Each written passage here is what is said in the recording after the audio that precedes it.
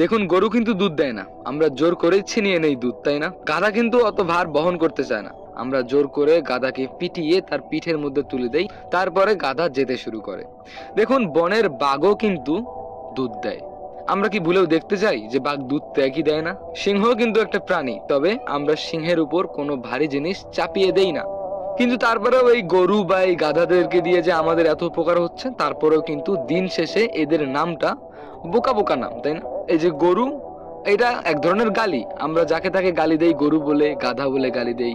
গাধারা অলস, মানে এই ধরনের একটা গালি বুঝায়, তাই না? কিন্তু তারা আমাদের অনেক উপকার করতেছে। আর বনের বাঘ সিংহ কিন্তু আমাদের কোনো উপকার করতেছে না, বরঞ্চ আমরা যদি তাদের সামনে যাই, তারা কিন্তু আমাদেরকে এক গাছে খেয়ে ফেলবে। তারপরেও আমরা শুধু তাদের নামে প্রশংসা করি। সিংহ বনের রাজা, বাঘের মতো হিংস্র কোনো প্রাণী নেই, শুধু আমরা সুনামি করে গিয়েছি, তাই না? কিন্তু যেই মানুষগুলো আমাদের পাশে থাকে, আমাদেরকে সবসময় হেল্প করে, আমাদেরকে মানসিক শান্তি দেয়, সবসময় চায় আমরা সুখে থাকি, ভালো থাকি, সেই মানুষগুলোকেই আমরা গাধার চোখে দেখি, গরুর চোখে দেখি। যেই মানুষগুলো আমাদের পাশে থাকে, দিন শেষে আমরা তাদেরকেই ভুলে যাই।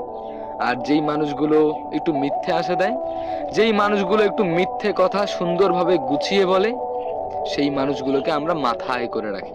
আসলে যেই মানুষগুলো আপনাকে সত্যিকারের ভালোবাসে, সত্যিকারের সাপোর্ট করে, সেই মানুষগুলো না সত্যিটাও অত সুন্দর করে গুছিয়ে বলতে পারে না। আর এই পুরো গল্পটা কিন্তু গরু আর গাধা বা সিংহ বাঘকে নিয়ে ছিল না, এটা ছিল আমাদের মানুষকে নিয়ে। আমরা শুধু তেলে মাথায় তেল দিতে জানি, জটা চুলের হাল কিন্তু আমরা কেউ বুঝতে জানি না।